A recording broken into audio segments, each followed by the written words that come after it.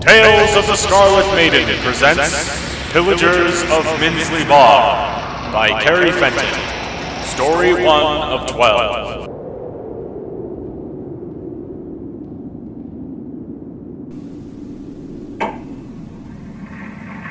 Woogles, or ratfolk as many choose to call them, are a mysterious race of anthropomorphs spread all over the lands of Mund.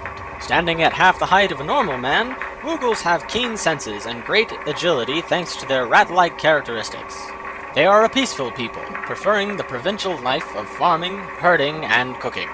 Their focus is to cultivate, preferring to make the most of what they have and rarely seeking riches or fame beyond their own homestead. In rare occasions, however, some will feel the calling for adventure and cultivate their experiences to become great warriors, such as Tarwin Longwhisker the True. The preceding was an excerpt of the Imperial Codex of the Races of Mund, Volume 11, on Woogles, by Grand Worshipful Mage Ilan Athos.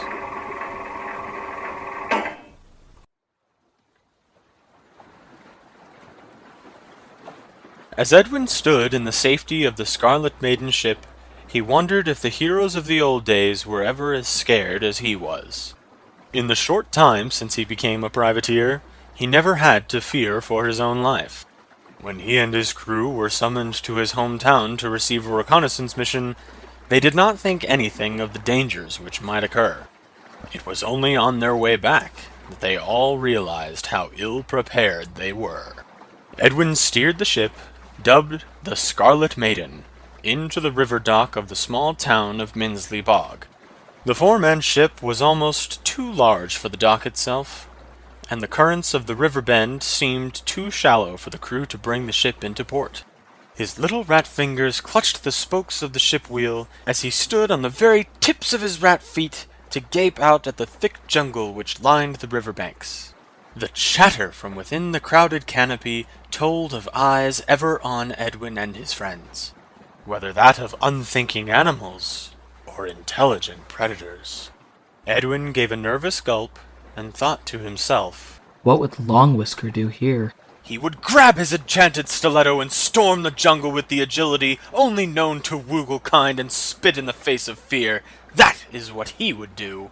We should have docked way down the river. The criticism came from a dark-skinned woman whose wide-brimmed burgundy hat rested atop a head of silken black hair.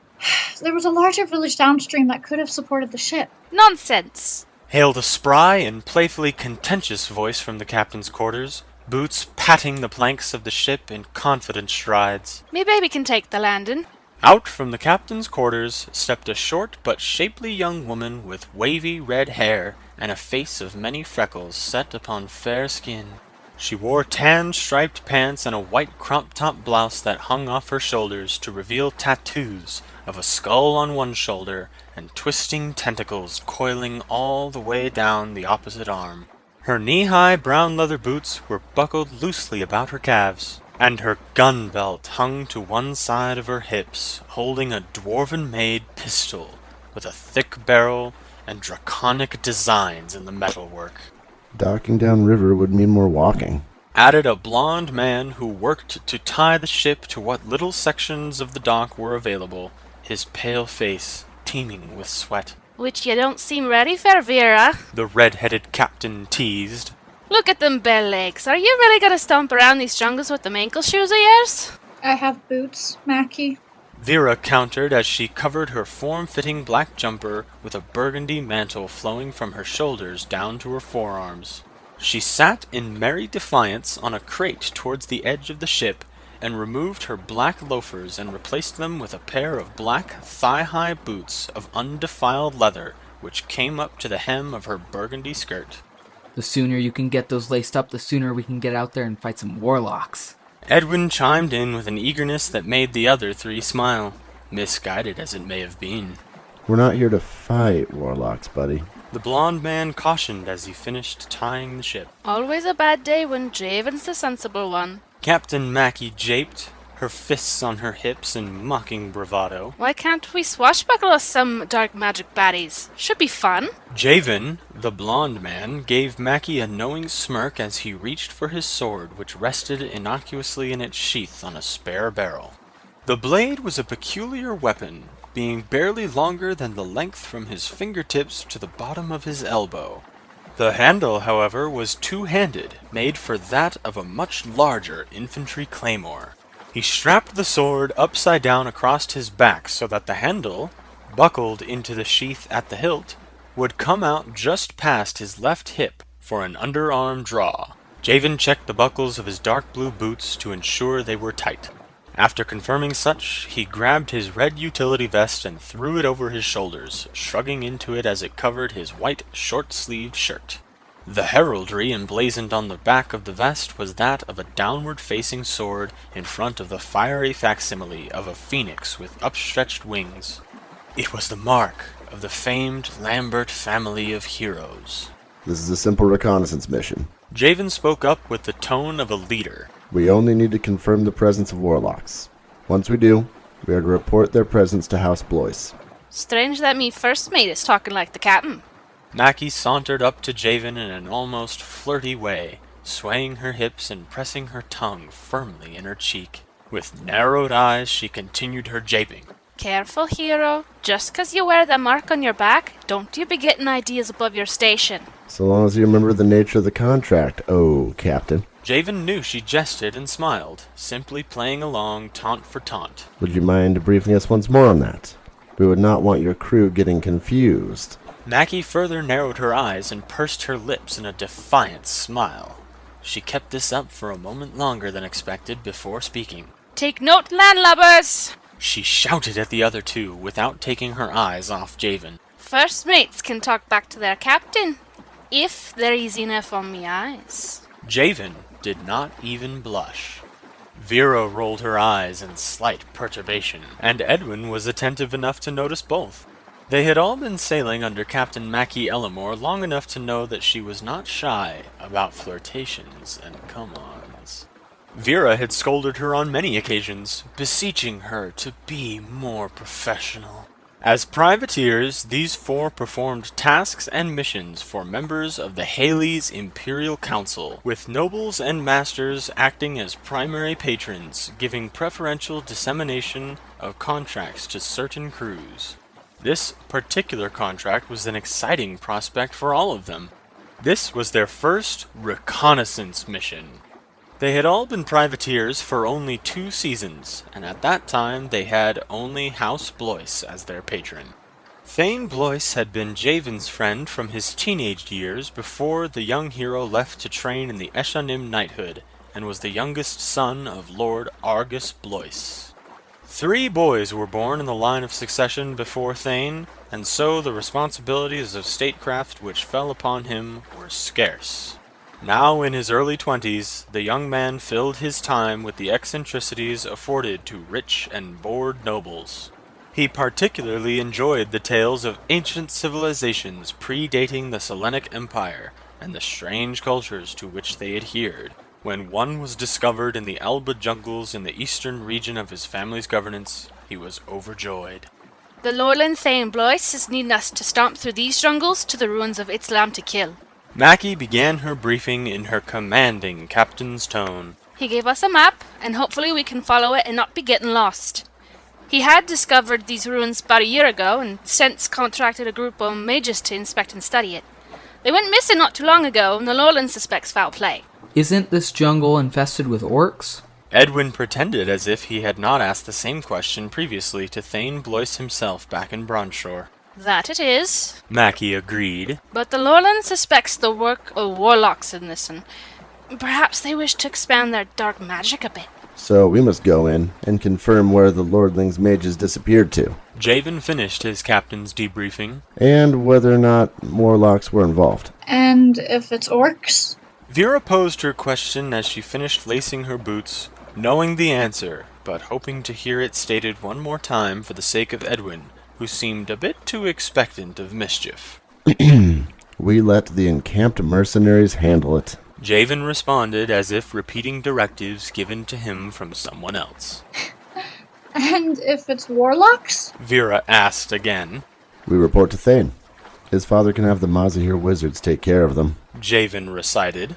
I don't understand why we can't just fight the warlocks ourselves. Edwin whined as if wishing for a fight. How hard could it be? Javan, you've been trained by the knights in the Empire. Veera, you're a mage with awesome spells. And Mackie, you have a cannon on your hip that could blast a hole in the chest of anyone who looks at you funny. I don't see the problem. Warlocks are capable of dark magic, which you couldn't hope to comprehend. Veera explained as she stood up and grabbed her shoulder caster, the long and thin barrel of the mage's projectile weapon used for quick combat spells with a hook stock opposite the barrel. Benefits of practicing illegal magic. Plus, for all we know, there could have been warlocks there since before Thane's mages arrived. Remember that story we heard at Aguila Bridge?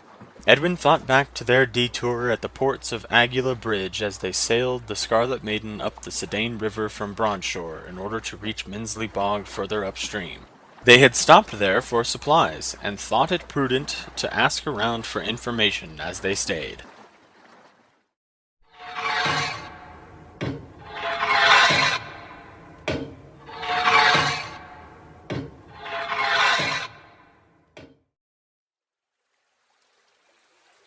Edwin spotted Javan's hazel eyes looking pensive as the Scarlet Maiden ship approached the shores of Aguila Bridge.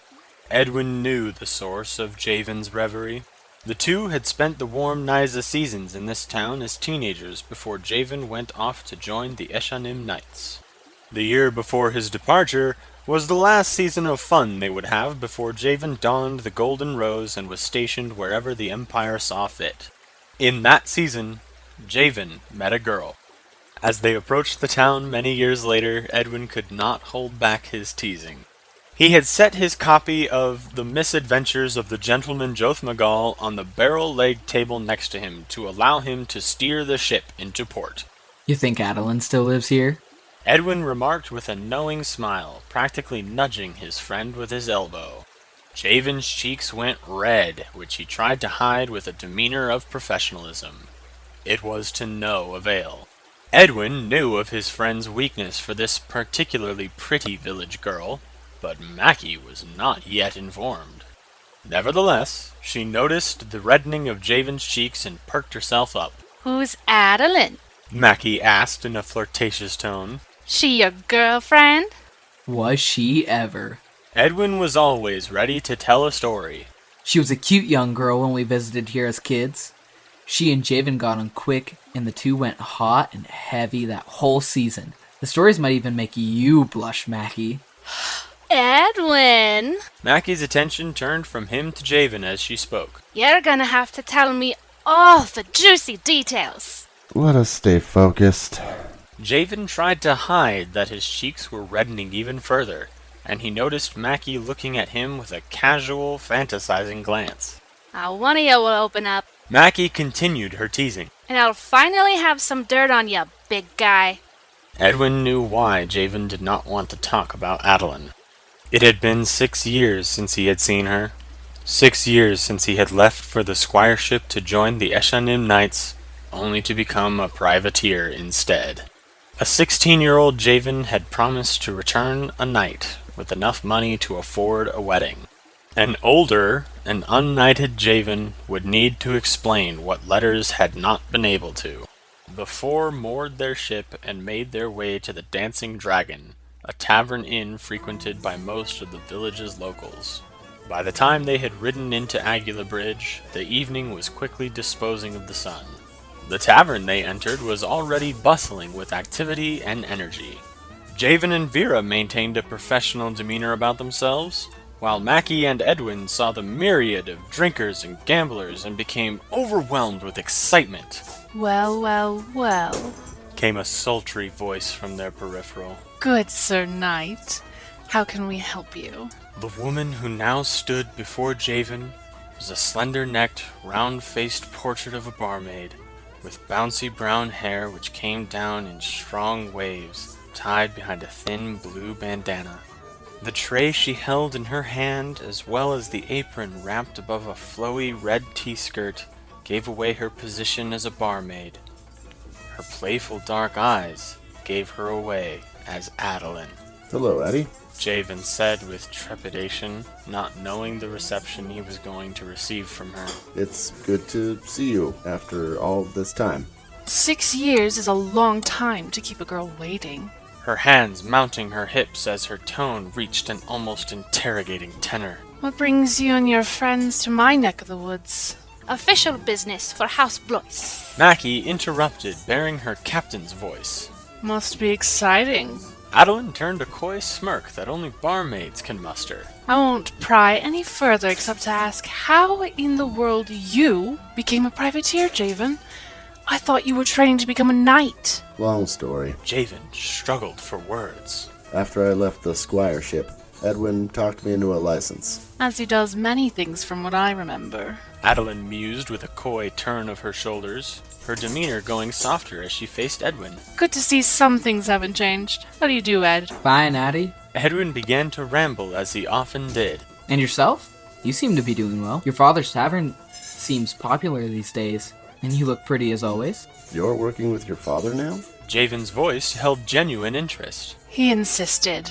She gave Javan a slight curtsy with her barmaid apron. We keep getting knights coming through here from Fort Bend trying to court me, and I keep shooing them away. So Daddy said, if you ain't getting married to no knight or lord, then I'll just have to put you to work. So, here I am. That sounds like Oswin. Javan chuckled. Don't get me wrong, I love the work. Adalyn admitted with a smile. Pretty faces like mine get good money in it. Sure, and you ain't got 2 other reasons for making money at it. Mackie made a not-so-discreet glance to Adalyn's bosom, which was not so discreetly displayed above a casual corset. Mackie! Veera shouted in surprise as Javan shot Mackie a look filled with daggers. Don't go apologizing for your captain. Adalyn made another coy shrug of her shoulders. It's all tricks of the trade. Play your cards right, Javan, and I might just teach you some. Mackie noticed the flirtatious wink which Adalyn flashed to Javan and gave him an encouraging look with an open-mouthed, jovial smile.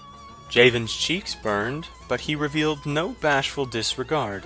In fact, Javan smiled knowingly, lost in the dark eyes of his energetic and playful barmaid.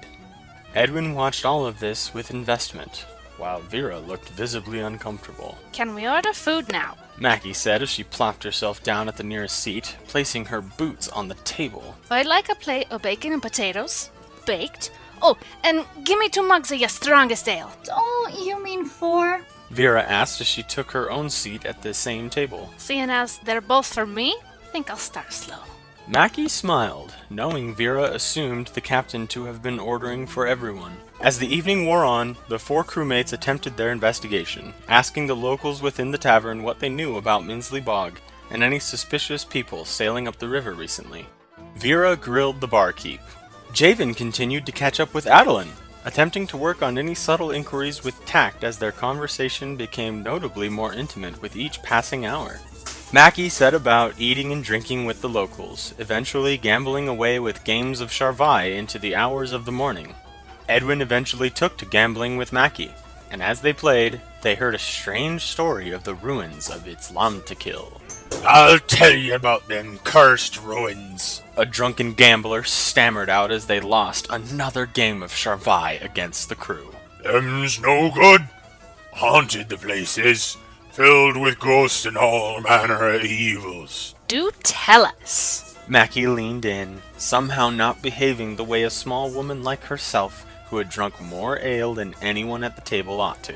Not another one of your ghost stories, Belos? Another man chimed in. Ain't nobody caring about ghosts, especially them that ain't real. Nah, mate. Belos continued his ranting. The story's real. I heard from me ma who knew the family what died from them ruins. What happened? Edwin asked, now as curious as ever. Did the ghost kill the family? Way it happened. Belos went on. Some kids went out to the jungle to play some ball. As they played, they lost the only ball, so one of the boys went out to get it. If this story's so true, One of his friends piped in after choking on a drag from his pipe. how come these boys went a full day's walk out to the jungle just to play ball? Shut it, Cormic! Belos yelled. For I put a crack in your head. Anywho, the boy went to fetch the ball, and stumbled in the ruins of its Matiquick. Islam to kill. Edwin corrected him. Yeah, that. Belos continued. And as he did, the spirits within came roused with the prospect of company. Spooked out of his mind, he left without even finding his ball. The boy went home, not knowing what he brought home with him. For the next many nights, the boy had horrible nightmares of torture and lament. He saw things in his dreams. Horrible visions of flayed flesh and twisting bodies. I seen flayed flesh for. Cormic chimed in, obviously not fazed by the 100th telling of his friend's ghost story. He saw more than you can ever handle, you damn git! Belos yelled. Anyway, rumor was he was snared by dreamweavers who punished him for trespassing on cursed ground. He came violent, thrashing round trying to act out his nightmares. Till one day, he was found in the cellar of his home, covered in blood.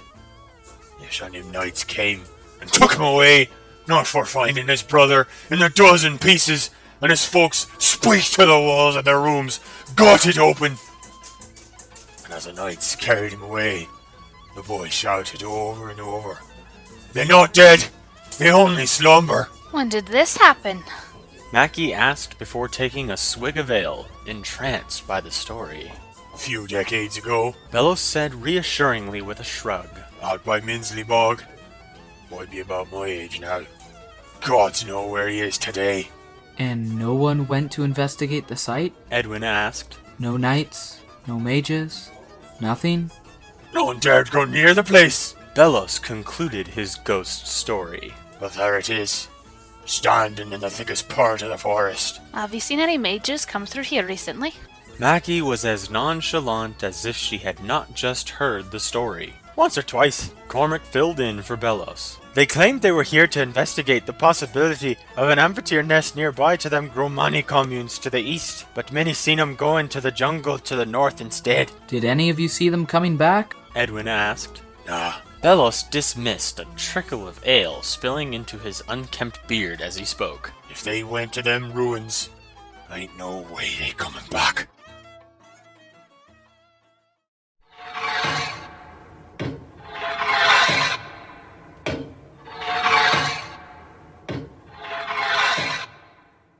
Belos's ghost story was the only detailed information any of them received that evening. Despite the fear they all felt now as they docked at Minsley Bog a couple of days later, they still had to go to the ruins and discover the mage's whereabouts themselves. It took the crew 2 days to make their way through the thick Alba jungle, walking and camping from Minsley Bog through the hot and muggy air. Following the map which Thane gave them, they were able to navigate a safe path which kept them safe from orcish plunderers and wild beasts. Edwin needed to traverse the jungle's terrain on all fours to keep from tripping over the tangled underbrush, while his crew took labored and cautious steps. He saw Javan's sword gleam in what little sun peered through the thick canopy as he swung against the vines and fallen branches which hung in his way. Mackie and Veera walked in a triangular formation behind him, pistol and caster drawn and loaded ready to fire at the first sign of trouble. As the agile Woogle, Edwin scurried a few paces ahead, scouting for hidden traps, incoming threats, or natural pitfalls. As he scurried across the jungle floor, he had to frequently adjust the bandolier he wore under his blue buccaneer jacket, upon which jangled a few potion bottles of reactive tinctures. While his eyes and nose were on alert, his ears were listening to the conversation occurring behind him. He listened as the three spoke of Javan's night with Adalyn. While Mackie tried to pull the juicier details from him, Javan reassured them all that their night was entirely in keeping with courtship forms, and the two remained marginally tame. Javan did reveal that Adalyn spoke of shifty travelers coming through town up the Sedaine River, who all four assumed were warlocks. It was on their second day of travel that they spied the Great Pyramid erupting past the canopy of the trees. The pyramid was built of several steps, each as tall as Javan himself. There were columns of smaller steps which seemed to have been carved into the very structure more tailored for standard foot access. Each level seemed to be nested into the undulating hills of the jungle, with trees jutting from the very stones themselves. On the eastern side, the bottom step was an opening to allow entrance into what the companions believed were the caverns of the ruins. Edwin marveled at how ancient cultures could craft such magnificent and towering structures as this. As he did, he approached the entrance and noticed something glimmering in the sunlight on the ground. He reached down to examine it and found it was shards of glass set within a small metal circlet just big enough to fit around Javan's finger. He picked up the mysterious item, and Veera noticed its origin right away. A caster shell. Veera breathed as she looked over Edwin's shoulder, curious at what he was examining. I thought so. Edwin remarked as he tried to hide being startled by Veera sneaking up behind him. You think the mages had to fire their casters at attackers or something? Magic battle. Check the glass. Veera broke Edwin's amazement at the prospect of a magic battle. See if there's any residue. Edwin looked closely at the glass fastened to the tiny circlet, bringing it as close to his eyes as he felt comfortable, to see if he could spot anything at all. He did not notice anything from the glass. His attention, however, became drawn to a small mark on the ground near where the shard was found. The glimmer of the sun distracted him at first, but now he saw a spot of unnatural decay. In that spot, no bigger than his own fist, the very ground itself looked dead and barren. Looks like an acid shell. Edwin announced aloud. That must mean... Warlocks. Javan snarled as he held his unusual sword ready in his hand. That peculiar sword, two-handed with a blade once as long from the feet to the neck of a grown man. It was broken when his parents died, and all that was brought back was the hilt which held enough blade to use as a short sword. It was his family heirloom, being passed down from hero to hero for generations. Edwin had a family heirloom of his own, though not quite as impressive. It was just a simple necklace, a single metal bar with strange engravings on it that no one could ever decipher. Veera had always said it looked like a sigil key, but no mage had ever known what it meant. Edwin and Javan were convinced it had no meaning, just a simple fashion the jeweler thought would look good. Edwin mistook the brandishing of his friend's sword as an invitation to bear his own rapier. Edwin? Veera said, half scolding and half calming. This is not a combat mission, remember? If there are warlocks in there, then that is all the reason not to be a hothead. Edwin stopped in front of Veera, ready and willing to charge into the pyramid and take on whatever he found. He looked at Javan, who stood near the entrance, unsure of who to side with. Javan had unsheathed his blade in protection, ready in case a warlock appeared from the thickets of the forest. His stance proved as such. Javan's footing was not in preparedness to charge ahead, but instead firm and steady to hold his ground. It took only a couple of deep breaths for Edwin to calm down. He wasn't angry or upset, just eager. Growing up on the tales of great heroes of mythic ages had the tendency to bolster his own fantasies. Edwin dreamed of walking in the footsteps of exceptional adventurers and warriors of the past. He filled his journal with romantic notions of exploits and exploration. So it was only natural that he would offer to go into the ruins with Javan, if only to scout the caverns and ensure an accurate report. They needed evidence, after all. Veera took her vantage point up in the trees with her long-range shoulder caster. Mackie hugged the exterior walls with a drawn dwarven pistol, the barrel of which was so thick it could blast a hole through a warlock's gut with ease. Edwin and Javan crept silently into the caverns, trying not to use any light source, which became more and more difficult as the daylight could no longer find its way in. Through the thick darkness they spotted flickering torchlight in the distance, accompanied by faint, hushed voices. The further inward they went, the clearer they were able to hear what the voices were saying. Once they found themselves around the corner, they hid and listened in with ease. Boss says he found it. The first voice chattered eagerly with a lisp as though his tongue were permanently stuck in between his teeth. He has not found it yet. The second voice came into earshot, far more articulate than the first. Though he is certain he will find it here. 'Cause boss says he found it. The lisped voice interjected. He's hardly slept, though maybe he did, when I wasn't looking. If this is truly where the artifact is hidden. The second voice came in like a deep, calming agent. Then it is no wonder why the boss is excited. This could be the miracle we've all been praying for. Yeah, The first voice sounded with childish excitement. everything's gonna change. Nothing'll be the same. Let's just hope that all these years of searching will finally bear fruit. The second voice punctuated. Javan and Edwin looked at each other in silent conversation. Javan eyed one of the potion vials dangling from a leather strap on Edwin's bandolier. It was filled with a sleeping draught, which reacted violently when exposed to the open air. If opened, one whiff of the smoke issuing from the vial would put you to sleep in seconds. Edwin knew exactly what he was to do. With rapid swiftness afforded to the Woogle ratfolk, Edwin turned the corner and threw the cylindrical vial directly at the feet of the two who stood there.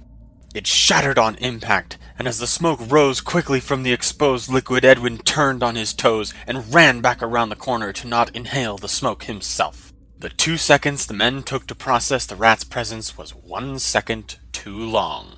The men took one inhale of the clouded air before doubling over, unconscious. The flabby one must have been the one with the lisp. The other was more toned and well-dressed, almost to a militaristic level. Their fineries were of a dark, purplish black. The bigger guy's finery was loose around the neck and sleeves rolled up above his forearms. The other one was buttoned all the way to his chin, and his jacket's straps professionally done up. A black tattoo extended up the left side of his neck past the collar. They were both armed at the hip with hand casters of a blackened bronze finish. The tattoo caught Edwin's attention when he and Javan turned the corner once the smoke had dissipated to a harmless level. The same tattoo was seen on the big guy's forearm. It was a black circle enclosing a single eye, out of which grew 6 blackened wings outgrowing the circle itself. This was the symbol of the cryptic circle of Shogosh, the warped and cultish religion to which the warlocks devoted their entire existence. Check their rounds. Javan told Edwin. Edwin took the caster out of the big guy's holster and investigated the revolving chamber. Each shell was colored varying shades of an eerie green that swirled unnaturally as he shook it. He knew the fiery green acid was the illegal round called acid shot, which would explode into a corrosive fire that could not be washed or cleansed. It was the preferred shell of a warlock. As evidence, Edwin put one of the shells in his pocket. Should we head back? Javan asked, knowing they had the evidence they needed to complete the contract. Armed warlocks patrolled the caverns of Itzlamtikil. The wizards should be brought in to deal with them now. We still don't know what happened to the mages. Edwin reasoned. Let's see what else we can find. Perhaps there's more information we can bring back. Are you sure? Javan tried to rein in his own eagerness. How else will we know? Edwin asked with a sly and mischievous smile across his face. Unless we try. Javan recited, clearly following a motto the two repeated since childhood. They quietly descended lower into the blackened caverns, and Javan had to bring out his lighted circlet, an Iwendiel, so the two could see where they were going. The Iwendiel was a circle of forged and polished metal adorned with runes and mystically enchanted to glow with a pale blue light.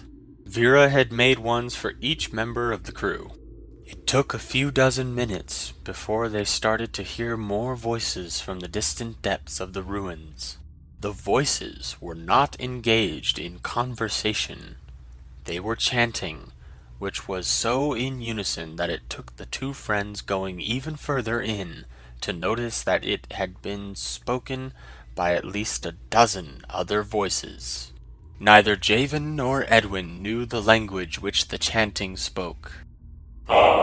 dai Vayuri Ikvar Ukira Vakidat Maria dai Kusanoivar Unturi Te Intum Elud Kalak dai Kiruta Todavar Lika Vamanatol.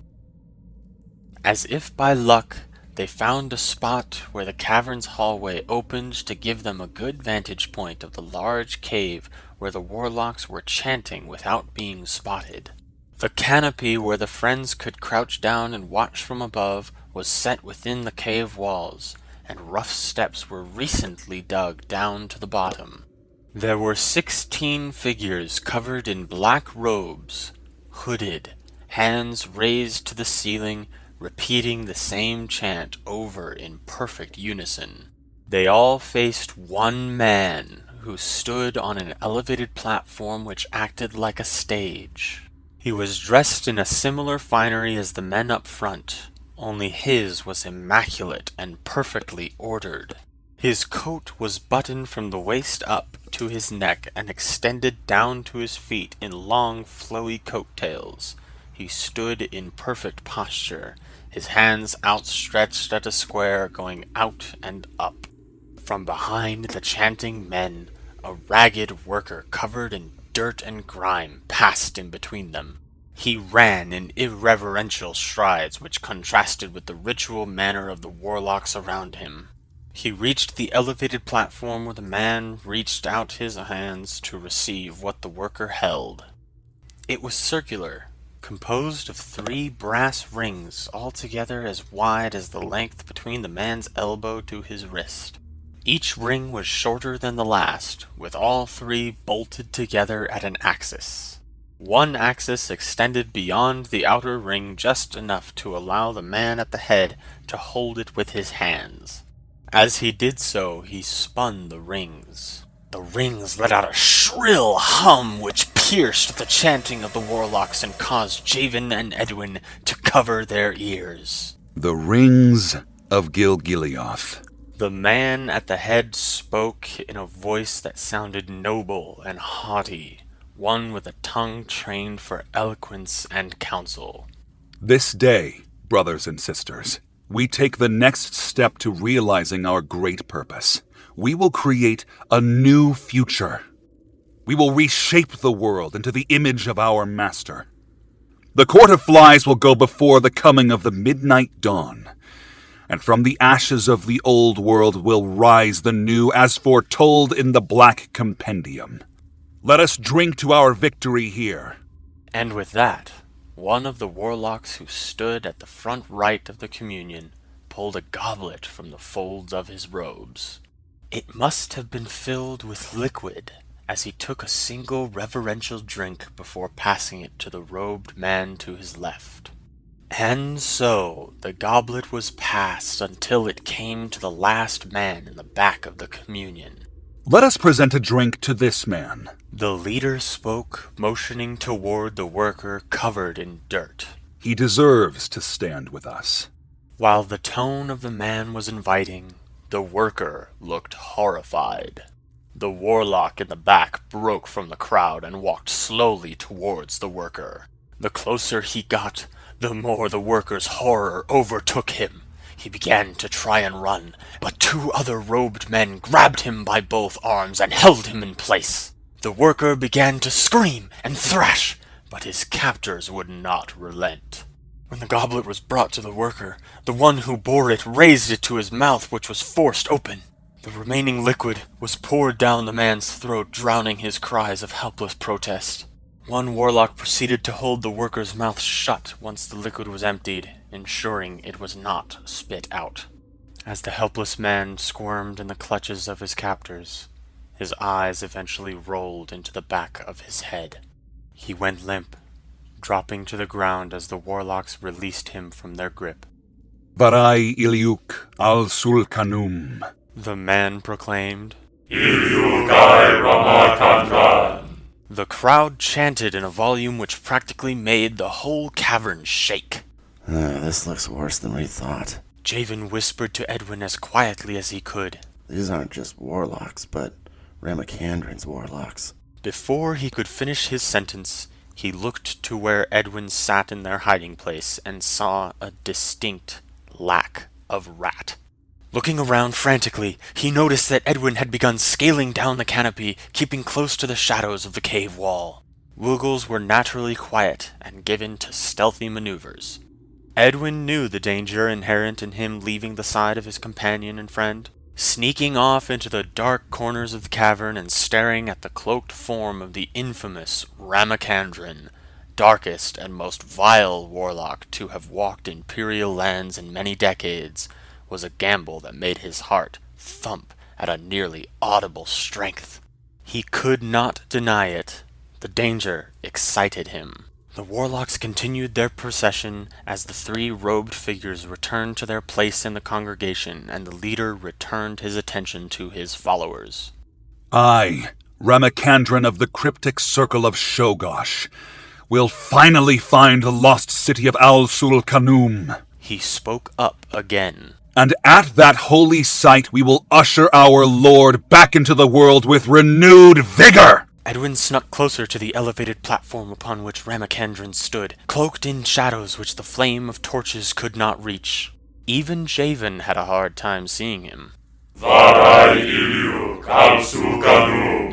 congregation chanted. Edwin got as close as he could to the platform before he could no longer rely on the shadows to hide him. We will free the gods of heaven from their curse, and the Master will bathe in their celestial blood. Ramakandran seemed to be giving a sermon. From the gulfs of day to the depths of night, our ilk will reign upon the earth.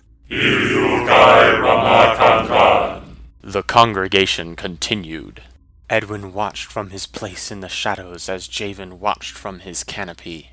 They were both sweating with nervous energy, trying as desperately as they could to keep their panicked breathing quiet. From the gulfs of day to the depths of night, from the highest mountains to the lowest oceans, ever the praises of the ever-living. Voices tread from unseen Ogoth, shouting praises evermore to the great Lord of Death and Life. The congregation chanted. Edwin offered a silent prayer to Gedja, the Aenor goddess of purity and mercy, as he heard the dreaded name of Belakarum. Wherever that name was spoken, only the vilest of evils would follow. Come. Ramakandran turned around and placed the rings on the altar that was situated behind him. He then turned to face his congregation of 16 and beckoned them with outstretched hands. We must purge the site before we return to Askester. Edwin tried not to think of what he meant by purge, imagining other workers deeper in the ruins who would likely be slaughtered. Instead, he tried to think about the 2 bits of information he had just heard. The first is that the man named Ramakandran was leaving the cavern, allowing them to be alone and unseen with the rings of Gil-Gileath. Second, he spoke of returning to Askester, where House Duba rules. The muscles of Edwin's rat body tensed in his secret place, waiting for the vile warlocks to leave the room. As Ramakandran stepped down from his platform, the rest of the congregation followed, 2 by 2, through the opening on the opposite side of Javan's canopy. They walked slowly, reverentially, with whispered chanting in the language neither of the 2 heroes could understand. As darkness enveloped the cavern, Javan and Edwin were left alone.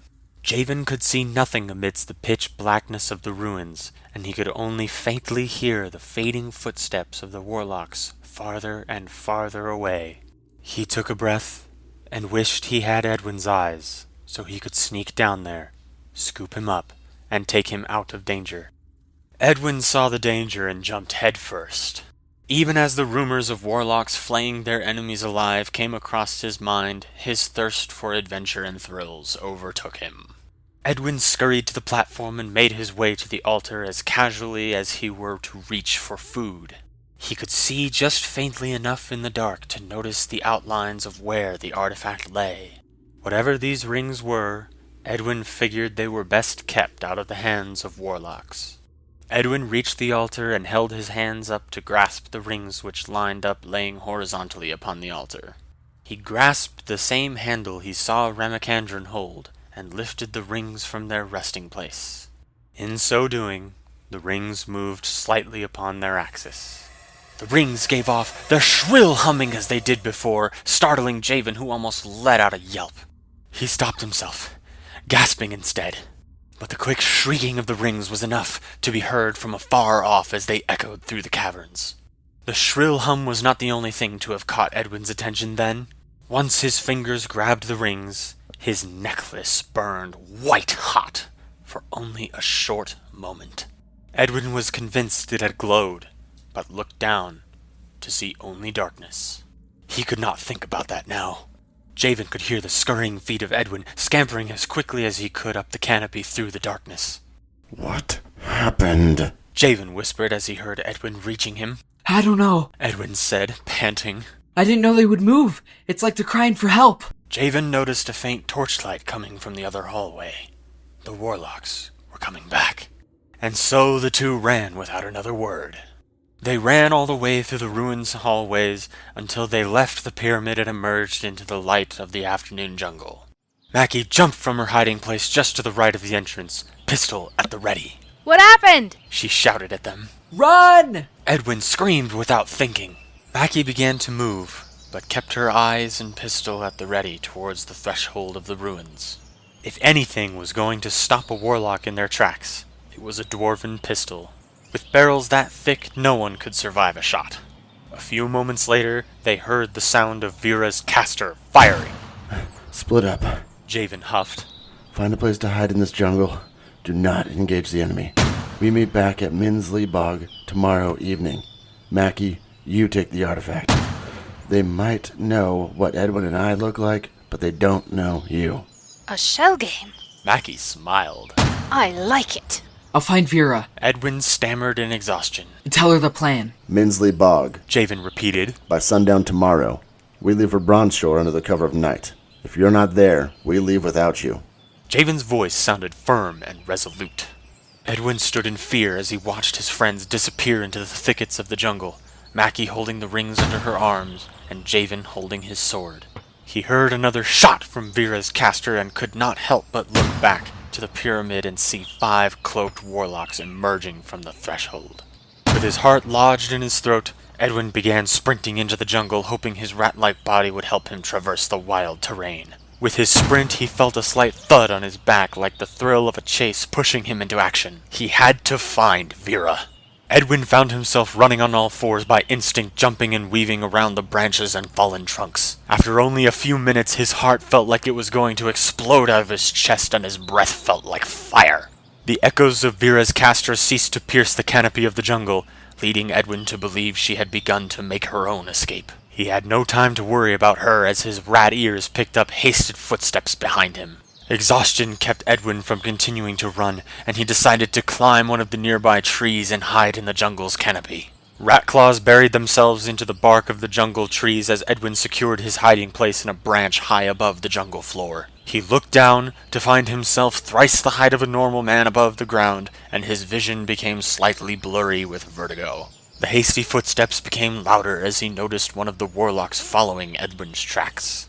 As Edwin looked down, he noticed that his feet were not what were making the tracks, but drops of glowing green liquid.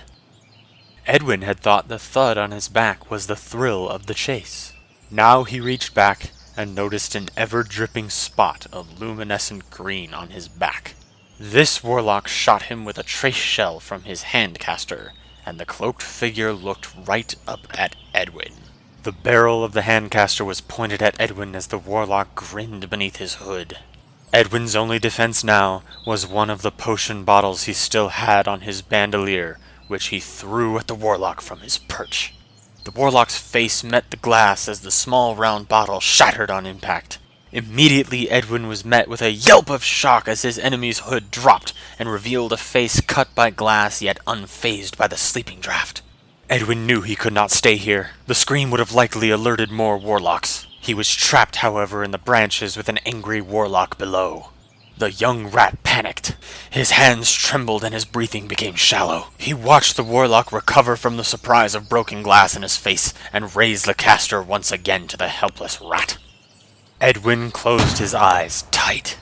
The crack of a caster echoed through the jungle air, and Edwin's heart leapt into his throat. He should have known by how much louder the crack was that it could not have come from a hand caster.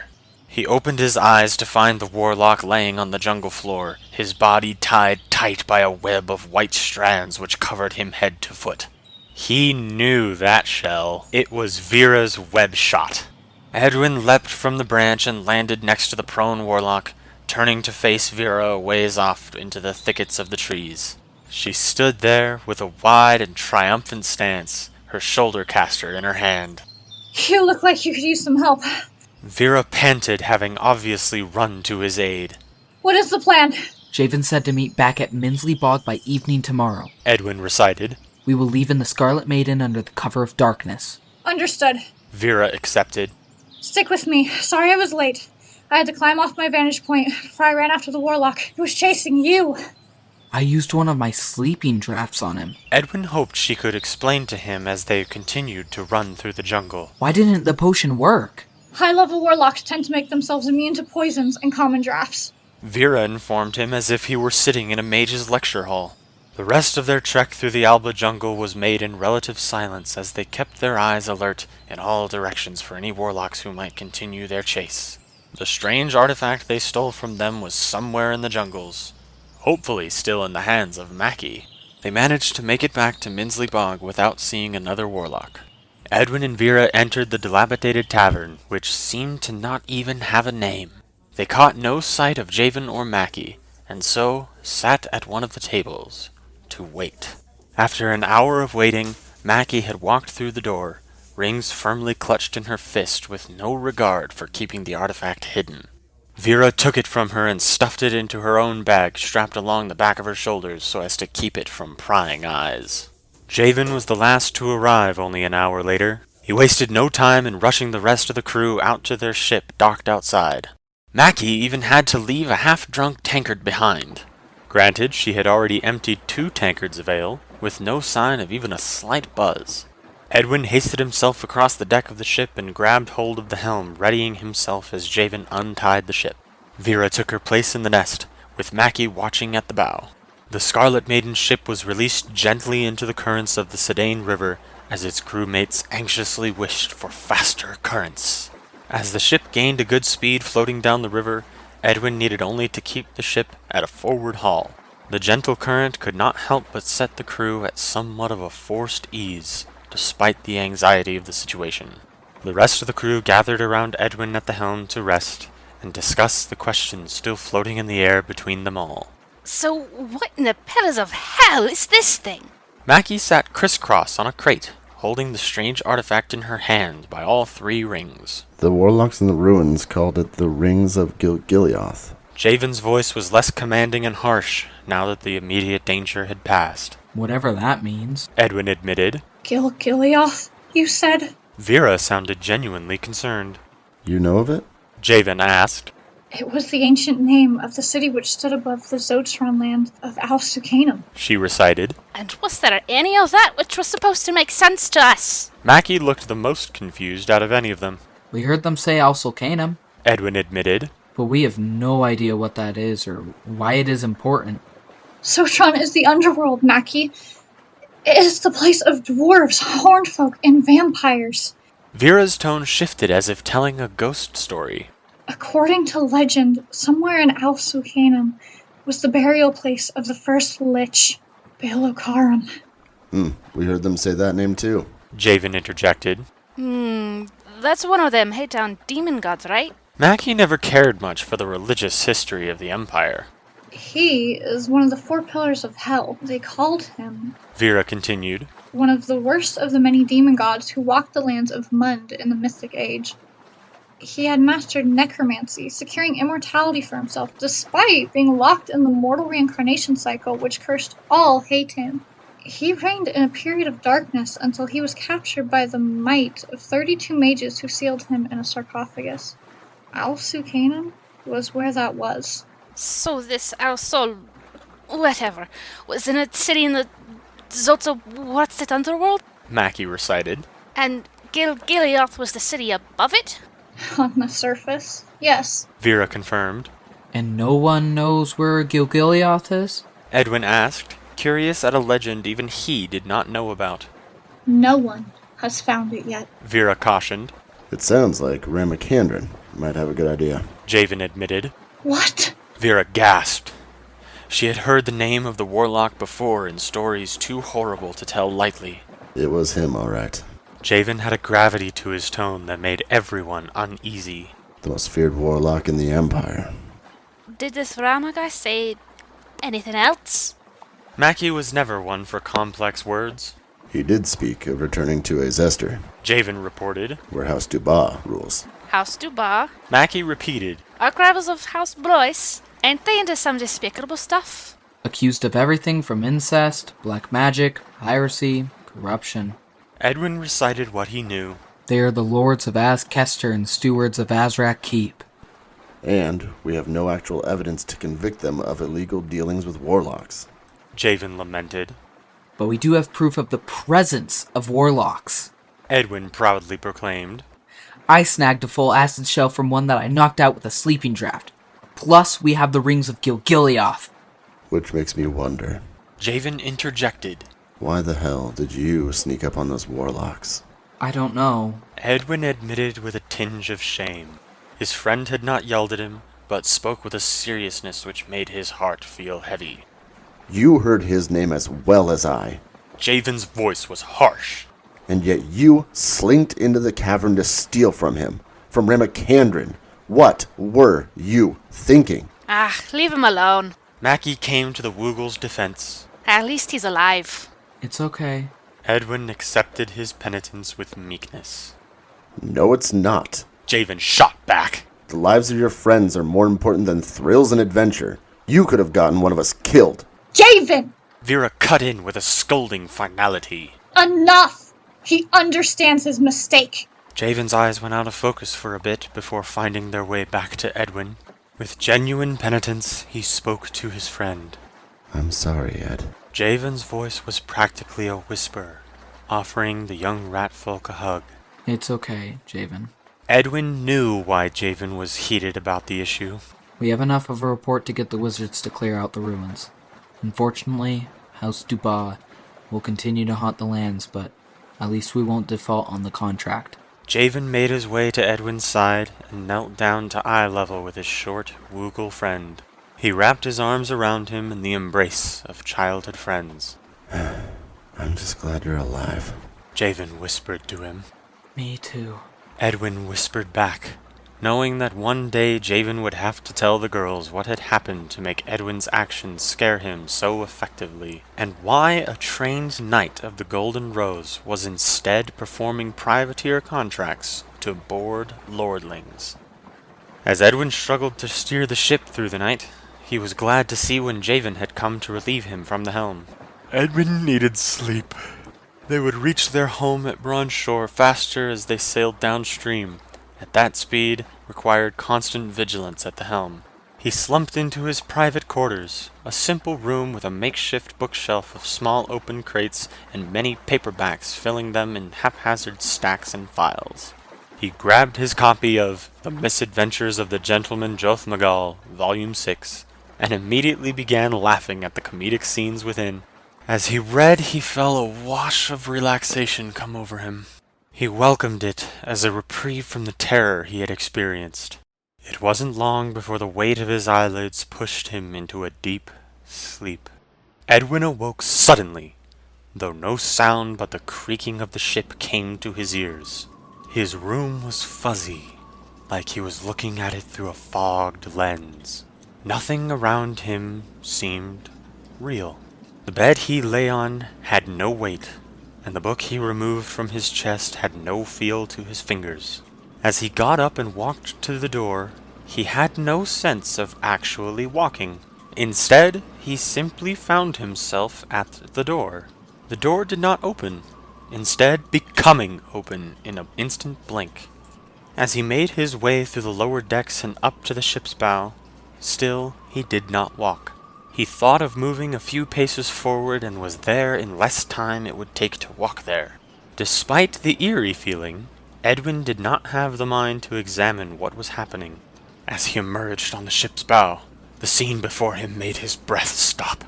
The sky was a deep, sanguine red as rain pelted the decks in a heavy deluge. Red lightning cracked the horizon, which made Edwin's heart leap with every clap of thunder. The putrid smell of rotting flesh filled his nostrils. He looked around the empty deck only to find it not so empty after all.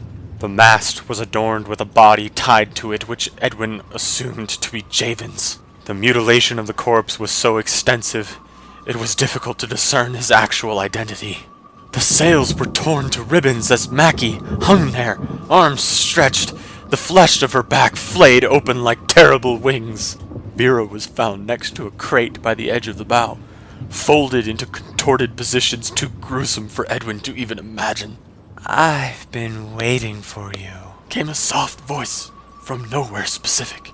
Just when the voice spoke, all was shot to black.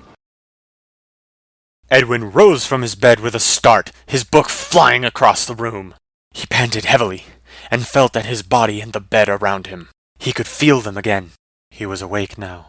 It was only a nightmare.